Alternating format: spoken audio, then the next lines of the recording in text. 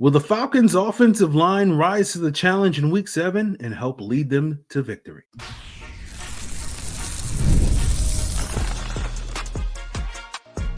You are Locked On Falcons, your daily Atlanta Falcons podcast. Part of the Locked On Podcast Network, your team every day.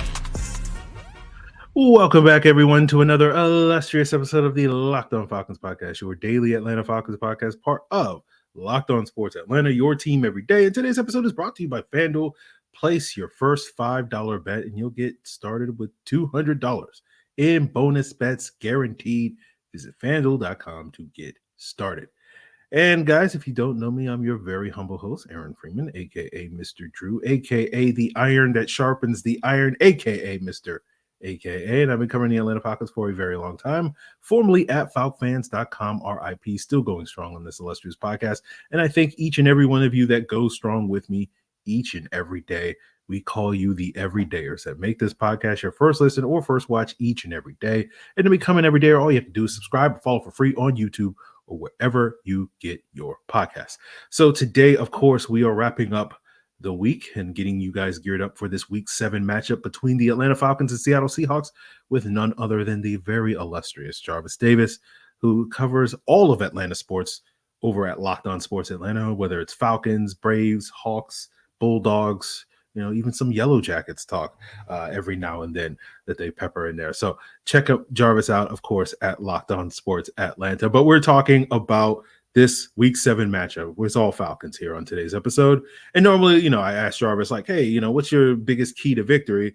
And today I'm just going to word it a little differently. It's just like, Jarvis, what are you paying attention to this weekend? What are you going to be keyed on when we sit down on Sunday afternoon to watch this Falcon team take on the Seattle Seahawks? Got to be the offensive line, man, because I like what I saw last week. I like Tyler Algier and Bijan Robinson being that tandem. And with obviously, Bijan Robinson being the dynamic back, the big time explosive plays, and then you come bring in Tyler Algier, the hammer, to kind of polish them off, and finish the game and close it out in that 4-minute style offense that they ran. They ran in the fourth quarter against the Carolina Panthers to kind of close this thing out. So that I love that style of play. I want to see them be able to establish that this week against the Seattle Seahawks. And we know traditionally Seattle has always had a nice defensive line and guys that can, be disruptive and get after it. I don't think that changes this week. So for me, I feel like this offensive line have to be up for the challenge again. The offense has scored 30 plus points in back-to-back games. Hey, I wouldn't mind seeing that again. So, for me, I feel like that is where my eyeballs will be on that offensive line and ensure that those guys continue to establish themselves as what we thought, because this is what we thought they could be coming into the season. I felt like this was the most experienced and could potentially be the best unit. I even talked to Dwayne Lefford about that, in the offseason, and he kind of, shied away from coming out and exactly saying it, but he definitely felt, you can get the feeling that, hey, he wants that to be the case. So as far as them being the best unit on this particular on the team as a whole.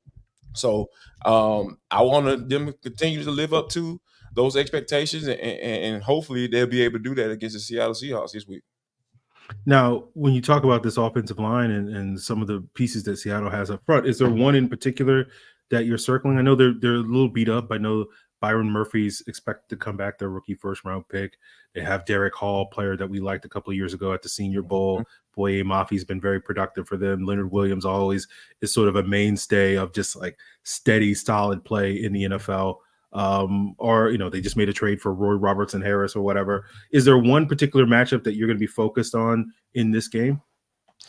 For me, I feel like it has to be Ryan Newsel and basically being that kind of anchor in that offensive line, and as far as be able to get those double teams and double team slips and getting up to the next level.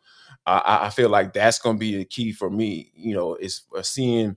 Because we know Mike McDonald, he's a guy that can, mix it up a little bit, when it comes to, as far as defensive pressures and kind of doing those things and mismatching coming from that Baltimore Ravens, scheme. So I feel like that's probably where they're going to attack.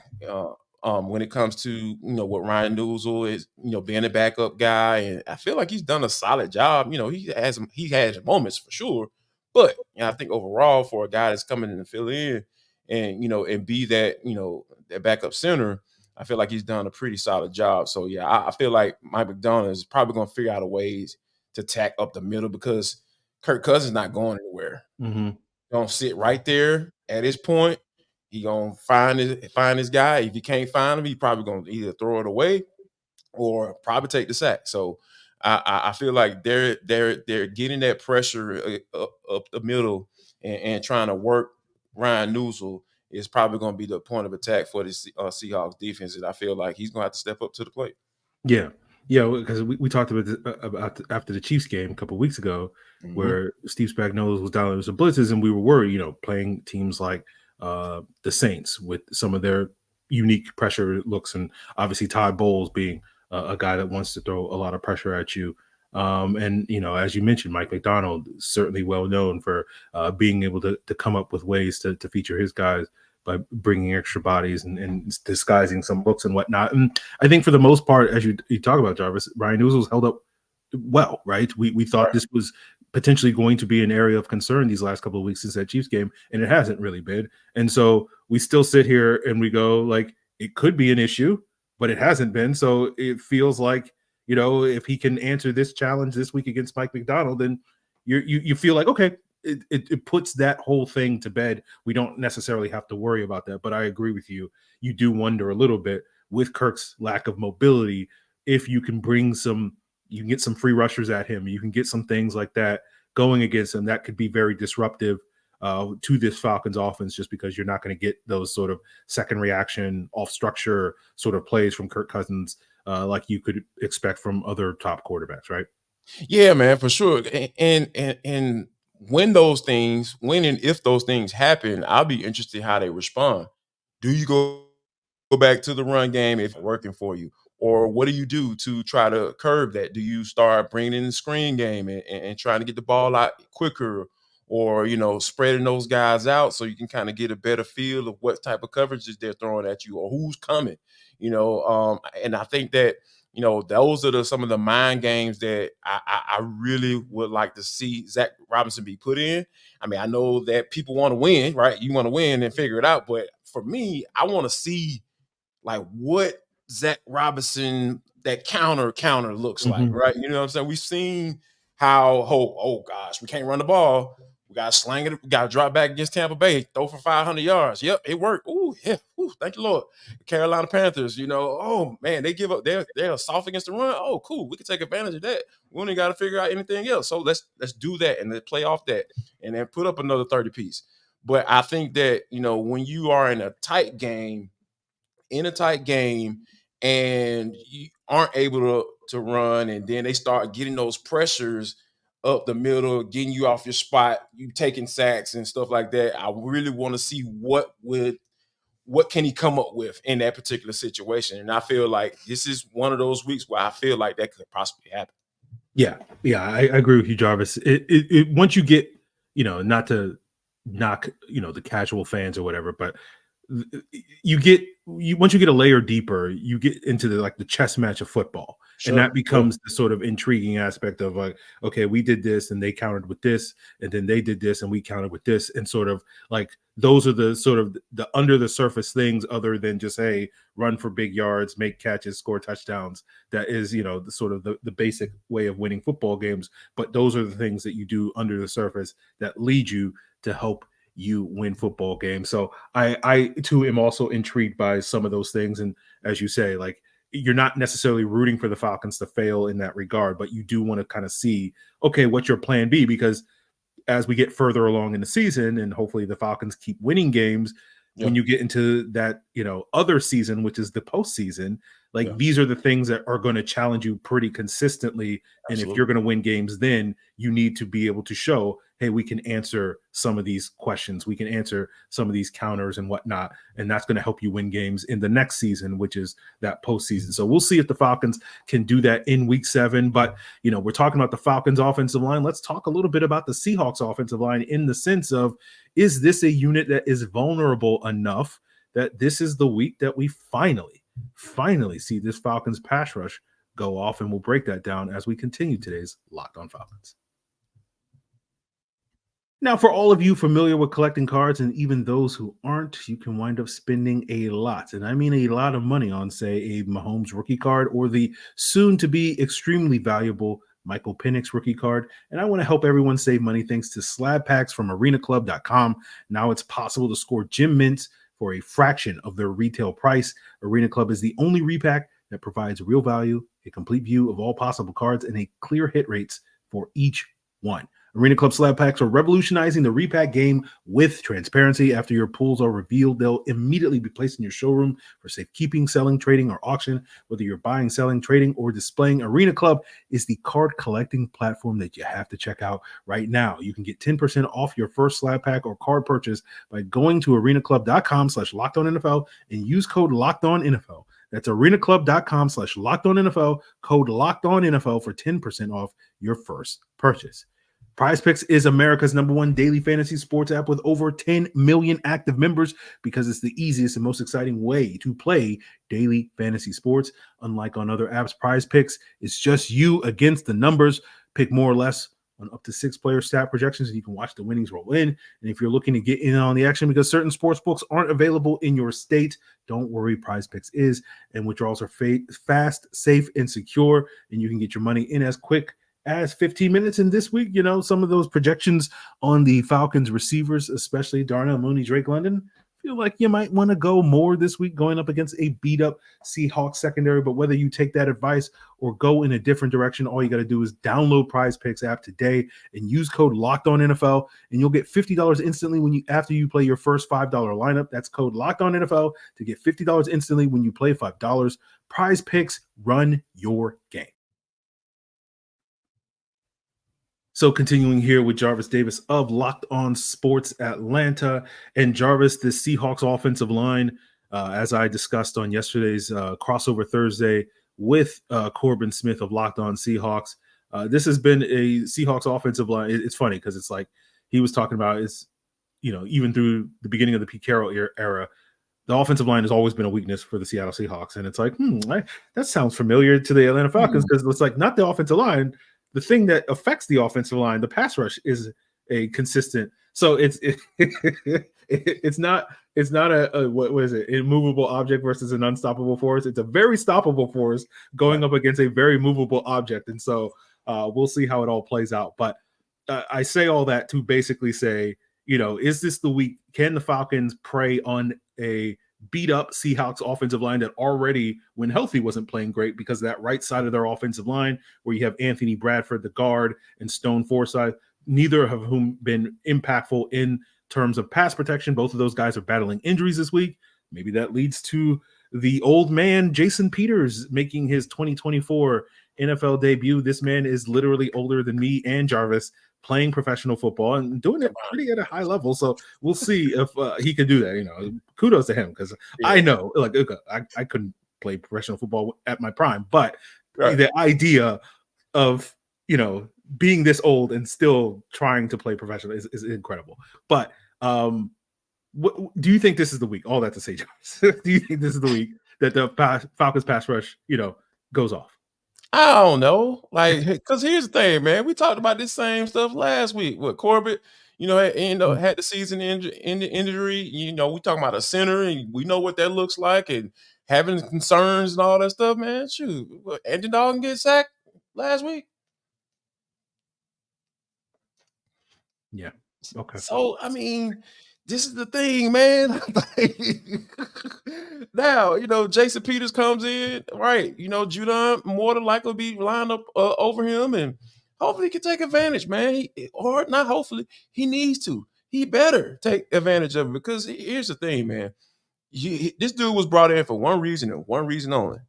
get to the quarterback. And he just hasn't been able to do that. And I hate to be railing on the, singling him out like that, but that's just what it is because, like, we've seen you. I've seen him. I was watching this film and, when the Falcons brought him in, I'm like, hey, man, did some good things just last year before he got injured. Now, you bring it to fast forward to 2024, you didn't really get a preseason because you holding out trying to get the contract and all that stuff. So is that why you haven't kind of warmed up into the season just yet? We saw Kurt had to get warmed up a little bit. Now things are starting to click. So I feel like Judon, if he doesn't get it done this week, I don't know if he is. To be honest with you, because there have been opportunities leading up to this game for him to take advantage. I.e., last week, Panthers' offensive line is not good. It's the reason why they're part of the reason why Bryce Young is not playing anymore because this man's just getting sacked like crazy. Like, this man is mentally distraught now because of the Panthers' offensive line. They weren't able to take advantage of that. So I feel this is the week for Judon, guys like Judon, to come around and I need, and if he can't get it done, I need to see some more guys in there. Throw doggone uneducated in there some more. Throw as many guys as you can, and whoever gets it done, let them keep playing, regardless of what the name on the back of the jersey is. Okay. I don't really have anything to say in response to that. It's all fair and whatnot. We'll see if the Falcons can get after the quarterback this week. We know that Seattle has been known to throw the ball a lot. They don't run the football. They're the team that runs the ball the least from a percentage of plays standpoint. So they have, depending on your perspective, if you're pro passing or pro running, they have either the best pass run ratio or the worst pass run ratio in the NFL in that regard. So there should be opportunities, although, you do wonder a little bit if Seattle's, being like, okay, this is probably the week where we can start to establish the run going up against this Falcons run defense. What are your thoughts on this Falcons run defense? Does it give you more optimism that Seattle isn't necessarily a run first team, or do you still have the same concerns that you would have any other week? I still have the same concerns because here's the thing. Chuba Hubbard damn near ran for 100 yards last week. And if the game was closer, he probably would have had it because they just aren't getting off blocks, man. Especially when you're talking about this zone scheme, man. Like, there is you can't just go with the flow on this zone scheme, man. That's what they want you to do. They're gonna take you wherever you're going, wherever you kind of like going. Yep. We're gonna get around you, and then running back gonna find a little lane. And I saw that a lot with Dave Onyemata. I feel like, this is my personal opinion. I feel like the reason why Ruka Roro has been getting more playing time because Onyemata hasn't been in what we saw from him last year. I feel like he's kind of fallen off just a little bit when it comes to his disruptive in the run game, and I feel like he's just been kind of going with the flow when it comes when offensive linemen get their hands on him. You just can't do that when these teams are running that zone scheme. You got to get upfield, man. That's the only way you're going to disrupt them. We saw Grady do that several times last week, and I feel like he's been doing his doggone thing. So I ain't got nothing to say about 97, but like, as a team, as a unit, those guys have to get their hands on those offensive linemen and get off of them, get off those blocks and get upfield and throw these plays off, because that's the only way that you're going to stop it. And I think that, with Seattle and all of their issues as far as with, I know we're going to talk about the wide receivers in a little bit later on, but, Gino and DK, they haven't been getting along that well. So, there's a lot going on with this offense. So I feel like they're going to look at this tape and say, these guys are soft against the run. And we got a pretty doggone good running back in Kenneth Walker. So, yeah, we're gonna try to take advantage of that, because it's copycat league. When people say that, oh, yeah, people think about, copying certain type of plays and all that stuff. No, they look at the tape and say, hey, this team has been giving up a running game against everybody they played. All you gotta do is to stay consistent with it. If you can keep the game close, by running the football with his team. You can help out your defense. As far as if you're running the football. So I feel like the Falcons better buckle up because this is going to keep happening every week if they don't do something about it. So and I don't think Seattle's any different. Okay. We'll see if the Falcons can do something about it. But as Jarvis mentioned, let's talk a little bit about these receivers, the battle between the Falcons receivers and the Seahawks DBs, as well as the battle between the Falcons DBs and the Seahawks receivers. And I'll put it to Jarvis in terms of who he thinks is facing the bigger challenge in terms of the DBs. Like, if you're the Seahawks, you want to face, basically who's got the bigger challenge ahead of them. You guys understand what I'm trying to say. So we will break that down as we wrap up today's Locked On Falcons. And NFL fans, you can start the season with a big return at FanDuel, America's #1 sports book, and the same place that you can go to place your bets, the same page, whether it's at the beginning of the game or in the middle of the game when you get that hunch or whatever, it's the same place. You can also find the latest stats and live play-by-play so that you can stay informed as you move forward. And you can get started with $200 in bonus bets guaranteed when you place your first $5 bet. If you want to place that bet on this weekend's action between the Falcons and Seahawks, where the Falcons are favored by 3 points, go ahead and do that. Big Saturday for the University of Georgia, heading up against the University of Texas. Go check that out. And it's all on FanDuel, America's #1 sportsbook. And again, head on over to FanDuel.com. Get that $200 in bonus bets when you place your first $5 bet at FanDuel.com. FanDuel is America's #1 sportsbook. So, last thing here on today's episode, just a fun little exercise to sort of pick your brain on this and, see where the conversation takes us. But, you got the Falcons weapons, right?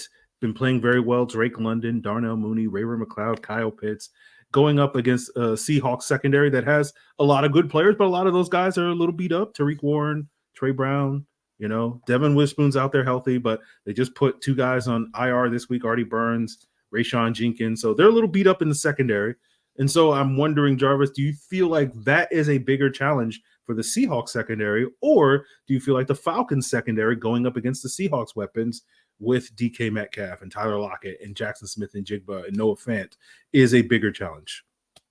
I think, man, look, when you think about Julio Jones type player, DK Metcalf comes to mind.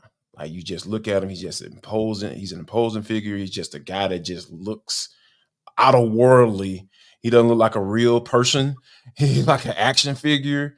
That what scares me because, like I mentioned earlier, like he and Geno Smith haven't been on the same page these past few games. Like this man is on the headset cussing out the doggone offensive coordinator, man. Like, get me the freaking ball, man. What is this? You know what I'm saying? So, and those guys really not even talking to each other on the sideline. So when you think about it from that aspect, I'm scared of this game being a breakout game where they just figure it out.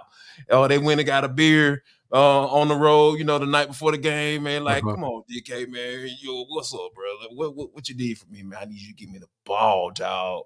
All right, man, I got you. And I can picture it in my mind, DK just going slap off. And so, yeah, you talk about biggest fear, biggest concern, it has to be this Falcon secondary against this wide receiver group. And Tyler Lockett, we know, he might be doggone older than Jason Peters too, man. How long Tyler Lockett been in the league? Like 12 years, dog. Like, and still up here burning folks, getting on top of people, deep, right? And still catching deep balls. So, yeah, man, I'm scared of this wide receiver group, and with Jackson Smith and Jigba, we know what he can do too as well. So yeah, I'm scared that this is going to be one of those breakout games for DK Metcalf, and I feel like this Falcons secondary, they're going to have to make sure they play well this week because, I mean, now granted, I like the Falcons secondary. You know what I'm saying? They've been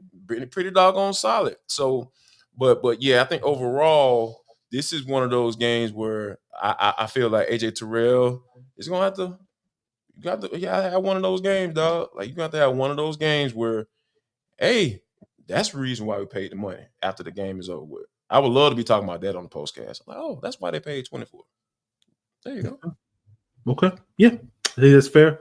I'll be curious to sort of see, like, my expectation, and I said this on yesterday's show, is that the Falcons, we'll see the bend but don't break defense come back again. Sure. Much to my chagrin. And I'm sure me and Tanisha we'll go back and forth on that on the postcast, Of course. as we have done the last couple of weeks. But I think the goal will be for the Falcons to basically make Seattle dink and dunk. If they want to run the football, the Falcons will let them, whether they want to or not. And it'll just be this idea of, with Geno Smith, with Ryan Grubb, the Seahawks offensive coordinator, coming from that Washington system, where he likes to push the ball down the field. They're going to be like, can you stay patient? Are you going to stay patient long enough, especially if the Falcons offense is doing what we think they are capable of doing and scoring points? Can you stay patient enough to play that sort of dink and dunk, slow and steady death by 1,000 cuts? Or are you going to start pushing the ball down the field? And that's where, Justin Simmons and Jesse Bates, that's where they can kind of show up and do their thing. So I think that's going to be the plan. We'll see if the Falcons can execute that. We'll see if all the pieces come together for that to happen. But I do feel like this Falcons secondary can take advantage of some of the things that Seattle may do offensively. And I think, with the Seahawks beat up secondary as it is, I'm eager to see what this receiver core can do, what these weapons can do, if they can score the points that they need to score with, some of the explosive plays and whatnot that they are able to generate, so that they can make this Seahawks team abandon the run and force them to, to start pushing the ball down the field. And then that's where our safeties can sort of take advantage of that. So I think that's going to be the challenge for the Falcons, but I like where they're at with answering this challenge. You know what I'm saying? Oh yeah, for sure. Yeah, and that's the thing, man. Especially with the way this offense has been playing. I feel like you talk about all of the injuries that the Seahawks are dealing with, and you look at how this offense has been ascending for these past few weeks, specifically in the divisional games. Talk about timing, right? Like, how about that? The offense coming around just in time for 3 straight divisional games, and now you're sitting atop of the NFC South right now and looking down at everybody, and everybody's looking at you saying, "Oh, we got to catch up. We got some catching up to do." So, I feel that's the one thing that we talked about on the Atlanta Sports Party a little bit early on, is that it just feels different. This feels different because you have that, you've had false hope in the past. Coming down, oh, we still got a chance to get into the winning division and get in with a losing record or just above 500. And if for some reason throughout all that time, I always felt like, yeah, but this ain't gonna do nothing because they just have too many holes. And now looking at fast forward to 2024, and you're looking at this season, how it started off, it was like, oh man, the defense been playing really well, and okay, they haven't been giving up that many points, but the offense can't score. And now got these divisional games, got to get right. You lost to the two AFC teams that you played against, but oh man, but these divisional games, they gonna matter the most. Then that's when the offense started to come around, and you start feeling it. You start getting into a situation where, oh, maybe Zach Robinson was the right hire. Maybe he does know what he's doing, right? Mm-hmm. Maybe a first-time play caller does take a couple games to kind of figure it out and see what he has and see what's going to come about with this offensive identity that the Falcons have been seeking, it seems like, for the last 4 years. So I feel like there is something special happening or going on with this offense. And the fact that I see people being shocked about how Tyler Algier is running the football is so weird to me, because the man literally broke a franchise rookie rushing record. Why are you excited? Why are you surprised that this man is running the football the way it is? Oh, Drake London is starting to look like a wide receiver 1. oh, okay. Do you know who his quarterbacks were in the first 2 years? Marcus Mariota and Desmond Ridder. Desmond Ridder is on the practice squad. Is he still on the practice squad with the Cardinals right now? So, yeah, after 1 year, and he's 25, 26 years old. So that's when you think about all these things all these little storylines starting to form right now in the way that they're playing. It's a beautiful thing to watch that people kind of recognize, like, oh, these dudes are they got some real ball players over here. And I feel like that from an offensive standpoint, man, this can be a team that can get scary good in these next few games because they definitely got the horses to do it. And like I said, it's all about that offensive line. If they can continue to play consistently, I feel like, man, the Seahawks are going to be in trouble if they continue to ascend like they've been doing. Yeah, I agree. I think, the first 6 games, it was kind of you were looking at them like, okay, I don't, they gotta, they can get to 500. It's so hard to believe that the defense going to carry this team, right? Yeah. Yeah.